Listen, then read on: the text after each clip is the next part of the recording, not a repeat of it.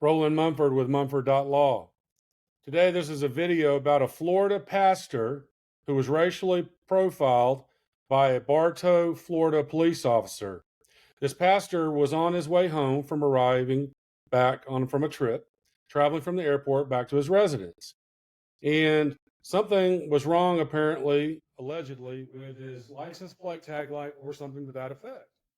Police officer pulls him over. A police officer sees that there's a black gentleman in the car seat. The pastor has no idea why he's being pulled over. As you see in this news video report, he literally claims, "What have I done wrong?" He believes he was racially profiled.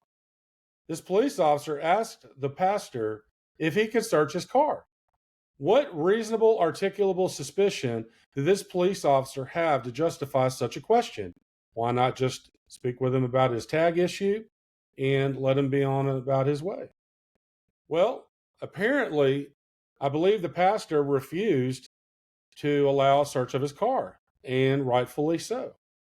Well, then this police officer takes it upon himself to get a canine. Now we are in violation of Fourth Amendment territory. Apparently, a canine comes on scene. The news report doesn't go into too much detail about that, but clearly nothing was found. So, why was this police officer asking to have his car searched? Why was a canine brought on scene? Racial profiling. Now, what came about with this story? The chief of police for Bartow, Florida, I hope I'm saying that correctly, has now apologized to the pastor, and apparently maybe something good came out of this. He has asked for a $2 million or more funding request from the city council for body cameras. In this incident, there does not appear to have been body cameras worn by the officer, so that we would have had a video recording of this incident, and it does not appear that the pastor recorded it on his phone. Therefore, this just proves how important body cameras are. It's important for the police, for their own liability issues, as it may prove their innocence. It may also prove their guilt. But it's also important for citizens so that there's transparency, accountability, and we have a recording of all interactions. Let's take a look at this video and let me know your thoughts in the comments. Bartow Police Department is pledging to make changes after officers pulled over a local pastor and a canine unit searched his car. Other clergy members are joining the call for police reform. ABC Action News Polk County reporter Rebecca Petit hearing from the pastor and Bartow's police chief, who wants his officers equipped with body cameras.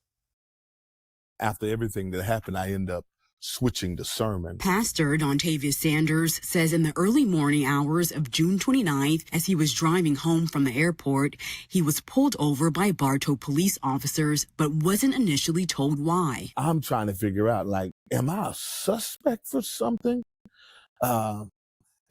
Do I have a doppelganger out there that's done something? Sanders later learned that officers stopped him over a broken tag light. He says officers asked to search his vehicle, which he declined. A canine unit was called and his vehicle was eventually searched. All my doors open, my trunk open, my hood open, looking through tires. They've been searching for something. There were no drugs found, no arrests, and no tickets issued. Sanders believes he was stopped because of his race and appearance. I'm not a drug dealer. I'm a pastor. I'm a hope dealer. That's what I am. Bartow Police Chief Stephen Walker has since apologized to Sanders and proposed reforms, including updating canine unit policy, a citizen oversight committee, and body cameras. During a city budget meeting Thursday, Walker requested 50 body cameras that would cost about $2 million. It gives you a better idea of what occurred, the interactions that occurred. It captures all that, so it definitely will help. It actually reduces complaints. Bartow leaders are reviewing how body cameras will be funded because they're not currently in the city budget. Sanders tells me he wants to see more done to improve police and community relations. For you to look at someone and judge them based off of stereotypes you've heard, that's not policy. That's a personal issue.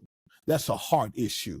And if that's not addressed, you can change all the policy you want in the world, and nothing is going to change. So what was wonderful about this story was that other clergy members in the community supported him, and they came out for him, and hopefully will be pushing the city also to be getting those body cameras.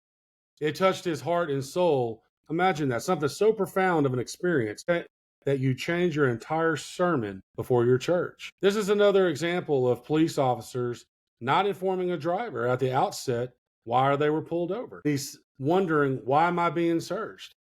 Does he feel like a criminal going through such racial profiling? It's an invasion of his privacy, having his car searched the way it was, making this gentleman feel like a criminal. I love the phrase that he used in the interview.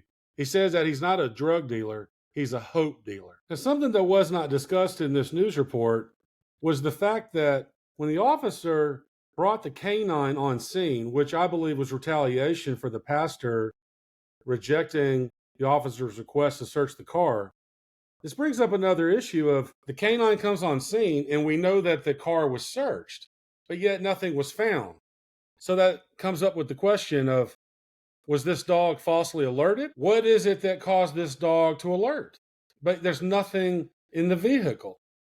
So either the officer or the canine officer alerted the dog to sit, which they commonly do, which is completely unlawful and corrupt, or this dog was not properly trained, and that brings about other issues about the rate of failure for these canines when they alert on a car, absent a corrupt police officer telling that dog to sit. Let's continue to fight for body cameras.